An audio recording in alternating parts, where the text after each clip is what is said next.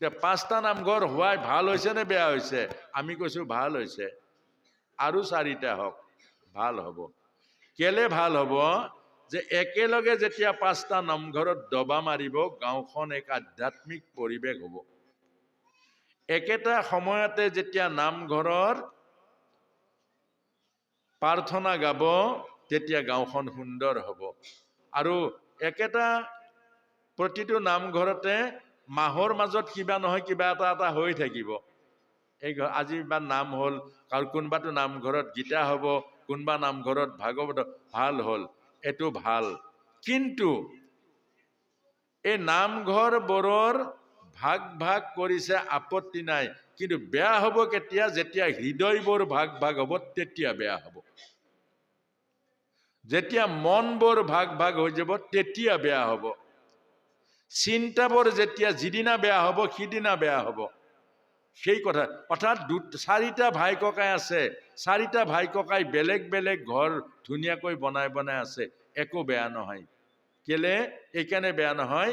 আমাৰ এই ল'ৰাটো, নাতিটোৱে কেতিয়াবা বৰ্তাকৰ ঘৰত খাব, কেতিয়াবা সৰু দেউতাকৰ ঘৰত খাব, কেতিয়াবা ককাকৰ ঘৰত খাব। অৰ্থাৎ আমাৰ ইঘৰৰ তেল নিমখ নহ'লে সিঘৰৰ তাত, কাৰোবাৰ দালি হোৱা নাই, কাৰোবাৰ পৰা দালি আনিব। এইটো বৰ সুন্দৰ সুবিধা হ'ব। কিন্তু যদি মনবোৰ ভাগ হৈ যায়, অসুবিধা হ'ব। কি অসুবিধা হ'ব? যে ককায়েকৰ ঘৰত সকাম পাতিলে ভায়েকটো আহিব নোৱাৰে। তেতিয়া কি হ'ব? ভায়েকেও শান্তি নাপাব, চটফটাই থাকিব, ককায়েকো শান্তি নাপাব, চটফটাই থাকিব। সেইটো বেয়া হ'ব। আমাক সেইকাৰণে কৈছে, এটা হ'ল ভাল। ভাল মানে বয়সস্থ পিতৃ মাতৃৰ কাৰণে হয়তো ভাল হ'ব। তাত বয়সস্থসকলক লগ পাব, চবে মৰম চেনেহৰ মাজত থাকিব। কিন্তু পুতেক আৰু বোৱাৰীয়েকৰ কাৰণে কাল হ'ব, আশীৰ্বাদৰ গছজোপা হেৰাই যাব। এজনী বোৱাৰীয়েকে সকলো আশীৰ্বাদ পাই শহুৰ শাহুৰ সেৱা কৰি, আশীৰ্বাদে জীৱন, অভিশাপে মৃত্যু। মনত ৰাখিব, এই আশীৰ্বাদ পোৱা ডাঙৰ গছ দুজোপাই হ'ল শহুৰ আৰু শাহু, পিতৃ আৰু মাতৃ। যদি পিতৃ মাতৃ ঘৰত নাথাকে, সেৱা কাক দিব? দেখা ভগৱান পিতৃ মাতৃ। যদি দেখা ভগৱান নাথাকে, নেদেখাব ভগৱানক কাহানিও নাপাব। এতিয়া বোৱাৰী আৰু পুত্ৰ কন্যাৰ লোকচান হ'ব। সিহঁতে সেৱা জীৱনত নাপাব, জীৱনত সেৱা বস্তু বুজি নাপাব। আৰু দুৰ্ভাগ্যই লগ দিব, পিতৃ মাতৃৰ মাজেৰে যে ভগৱানে আশীৰ্বাদ দিয়ে, ভগৱানৰ আশীৰ্বাদ কাহানিও নাপাব। পিতৃ মাতৃৰ সেৱাই যে ভগৱানৰ কৃপা দিয়ে, সেইটোত কাললৈকে বন্ধ হৈ যাব। 1 নম্বৰ লোকচান বোৱাৰী আৰু পুত্ৰ কন্যাৰ হ'ব। আৰু দ্বিতীয়তে লোকচান হ'ব কি? ভয়ানক লোকচানটো হ'ব কি? যি পিতৃ মাতৃ বৃদ্ধাশ্ৰমত থাকে, আপোনাৰ ল'ৰায়ো আপোনাৰ কাৰণে বৃদ্ধাশ্ৰমৰ যোগাৰটো ডেকা কালৰ পৰা কৰিব। কাৰণ কেলে? ককা আৰু আইতাক আমাৰ মা আৰু দেউতাই খেদি বৃদ্ধাশ্ৰমত ৰাখিছে, ময়ো খেদি বৃদ্ধাশ্ৰমত ৰাখিব লাগিব। কথাই কথাই ক'ব যে তুমি যেনেকৈ ককাক বৃদ্ধাশ্ৰমত পঠিয়াইছিলা, তোমাকো এদিন পঠিয়াম, মই যোগাৰ কৰি আছো। কথাই কথাই ক'ব। লাভ হ'ব আৰু লোকচান, এই দুটা কোনটো ভাৱে কৰি ল'ব। এতিয়া আমি আহিছো 8ম স্কন্ধলৈ। তাৰ আগত এটা বৰ সুন্দৰ কাহিনী আছে। সেইটো 6ষ্ঠ স্কন্ধত থাকিলে, সময়ৰ অভাৱত থাকি গ'ল, আৰু ৰাতিলৈকে 8ম স্কন্ধ হ'ব। এই কাহিনীটো অকণমান আনো, বৰ সুন্দৰ। সেই কাহিনীটো আছিলে কি? এদিন দেৱৰাজ ইন্দ্ৰ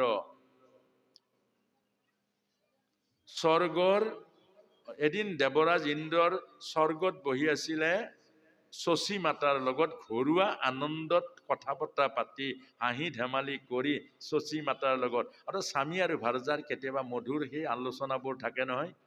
তেতিয়া নোকোৱা নিমিলাকৈ, খবৰ নিদিয়াকৈ বৃহস্পতি গুৰু গুচি গ'ল। আৰু বৃহস্পতি গুৰু যেতিয়া আগমন হ'ল আৰু দেখিলে দেৱৰাজ ইন্দ্ৰই, বৃহস্পতি গুৰু আহিছে। মনটো যেতিয়া তেতিয়া মানুহ আহিব নালাগে নহয়, যেতিয়া তেতিয়া আহিলে অসুবিধা হয়। মনটো এনেকে দেখি আৰু ঘূৰাই দিলে মুখখন। তেতিয়া বৃহস্পতি গুৰুৱে বুজি পালে, মই অহাটো পচন্দ নাই কৰা। বৃহস্পতি গুৰু উভতি গুচি গ'ল। আৰু উভতি গুচি গ'ল। কিছুদিন পাছত দেৱৰাজ ইন্দ্ৰৰ স্বৰ্গত অথন্তৰ ঘটিল। এনেকুৱা অথন্তৰ ঘটিল যে জোৰা মাৰিব নোৱাৰে, ইফালে টানিলে সিফালে যায়, সিফালে টানিলে সিফালে সমস্যা, অকল সমস্যাই সমস্যা হ'ল। তেতিয়া বুজি পালে গুৰুৰ অপৰাধ লাগিলে, অৰ্থাৎ অতিথি হ'ল ঈশ্বৰ, অতিথিক বিমুখ কৰিলোঁ, গতিকে এইটো মোৰ পাপ হ'ল। আৰু লগে লগে বৃহস্পতি গুৰুৰ ওচৰলৈ গ'ল। ই বৃহস্পতি গুৰুৱে আৰু লগ নিদিলে। নিদিয়াৰ কাৰণে দেৱৰাজ ইন্দ্ৰৰ স্বৰ্গৰাজ্য ভয়ানক অসুবিধা হ'ল। আপোনাক মোক এই কথাটো বুজাইছে, গৃহলৈ অহা অতিথিক কেতিয়াও অৱহেলা নকৰিব। অতিথি ভগৱানৰ ৰূপ। অতিথি মানে কি? সময় অসময় নোহোৱাকৈ খবৰ নিদিয়াকৈ যিজন আহে সেইজন অতিথি, আৰু খবৰ দি যিজন আহে সেইজন আলহী। আলহী অতিথিৰ মাজত পাৰ্থক্য আছে। আৰু তাৰ পাছতে দেৱৰাজ ইন্দ্ৰ এতিয়া সমস্যা হ'ল যে গুৰুটো আৰু হেৰাই গ'ল, গুৰু আৰু নাহে, গুৰুৱে বেয়া পাই গ'ল। অকমান এই কাহিনীটো হৈ লওক, আধাতে আকৌ বেলেগ ফালে যাব। এতিয়া যেতিয়া শেষত গৈ কি কৰিলে, বিশ্বৰূপক গুৰু কৰি ল'লে। ত্ৰষ্টাৰ পুত্ৰ বিশ্বৰূপক গুৰু কৰি ল'লে। আৰু বিশ্বৰূপ আকৌ মানে দৈত্যকো দিয়ে, দেৱতাকো দিয়ে, দুটা মাৰ্গত চলে। সকাম নিষ্কাম দুইটাই চলাই থাকে, ভোগ কৰে যোগ কৰে। এনেকুৱা দিন কি হ'ল, দেৱৰাজ ইন্দ্ৰৰ খং উঠিলে যে দেৱ কাৰ্যত আকৌ দৈত্যক ভাগ এটা কেলে দিব লাগে। লগে লগে বজ্ৰ মাৰি দিলে মূৰত, মৰি থাকিলে। এতিয়া আকৌ জামালা লাগিলে, ব্ৰহ্ম হত্যা হৈ গ'ল। এতিয়া ব্ৰহ্ম হত্যা যেতিয়া হৈ গ'ল, ব্ৰহ্ম হত্যাৰ পাপে খেদি ফুৰিছে, আৰু সেই পাপত ইন্দ্ৰ পলাই ফুৰিছে। এতিয়া স্বৰ্গত ইন্দ্ৰ নাই, এতিয়া দেৱ কাৰ্য কেনেকে চলে? শেষত গৈ আলোচনা কৰি কি কৰিলে, দেৱতা ইন্দ্ৰৰ পাপটো ভাগ কৰিলে। ভাগ কৰি কি কৰিলে, এটা ভাগ পৃথিৱীয়ে ল'লে। এই পৃথিৱীয়ে ল'লে। আৰু পৃথিৱী কি লোৱাৰ কাৰণে পৃথিৱীৰ 4 আঙুল মাটি অপবিত্ৰ। সেইকাৰণে শৌচাচাৰ কৰিলে 4 আঙুল মাটি গুচাই ল'ব লাগে। ওপৰৰ মাটিটো ব্ৰহ্ম হত্যা পাপ, ভাল কামত নালাগে। নামঘৰৰ ভেটিৰ মাটি উঠাবলৈ হ'লে 4 আঙুল গুচাই ল'ব লাগিব। আৰু এটা ভাগ ল'লে জ্বলে। সেইকাৰণে পানীৰ ওপৰত যিটো ফেন আছে, সেই ফেনটো ব্ৰহ্ম হত্যাৰ পাপ। সেইকাৰণে আইসকলে পানী তোলোতে ঢৌ মাৰি তলৰ পৰা ওলাই, নহ'লে কাঁচি লৈ গৈ পানীটো কাটি আঁতৰাই লয়। কেলে? ওপৰৰ পানীখিনি ব্ৰহ্ম হত্যাৰ পাপ। তাৰ পাছত 3 নম্বৰ ল'লে গছে। সেইকাৰণে গছৰ বাকলিটো আৰু বাকলিৰ মাজত আঠা, সেই আঠাটো হ'ল ব্ৰহ্ম হত্যাৰ পাপ। সেইকাৰণে টৌখুটি মাৰিবলৈ, যজ্ঞৰ খৰি আনিবলৈ বাকলিটো গুচাই দিব লাগে। টৌখুটি মাৰিবলৈ হ'লে বাকলিটো গুচাই ল'ব লাগিব। কেলে? এই বাকলিটোৰ লগত আঠাবিলাক হ'ল পাপ, ব্ৰহ্ম হত্যাৰ পাপ। চবকে এটা এটা আশীৰ্বাদ দিছে। আকৌ গছক আশীৰ্বাদ দিলে কাটিলেও আকৌ পোখা মেলিব। আৰু এটা ভাগ ল'লে আইসকলে, আমাৰ নাৰী জাতিটো এটা ভাগ ল'লে। নাৰী জাতিটো কি ক'লে যে মেন্সৰ 3 দিন ব্ৰহ্ম হত্যা পাপত থাকিব লাগে আছুতীয়াকৈ। সেই সময়ত যদি স্বামীক চুৱে, স্বামীৰ আয়ুস নষ্ট হ'ব। সেই সময়ত যদি আপোনাৰ নিজৰ পুত্ৰক চুৱে, পুত্ৰৰ আয়ুস নষ্ট হৈ যাব। সেইকাৰণে 3টা দিন আছুতীয়াকৈ থাকিব লাগে। আৰু নাৰীক আশীৰ্বাদ দিলে নাৰীৰ কাম শক্তিটো অটুট থাকিব, পুৰুষৰ নাথাকে। এইখিনিকে ভাগ কৰিলে দেৱৰাজ ইন্দ্ৰ মুক্ত হ'ল।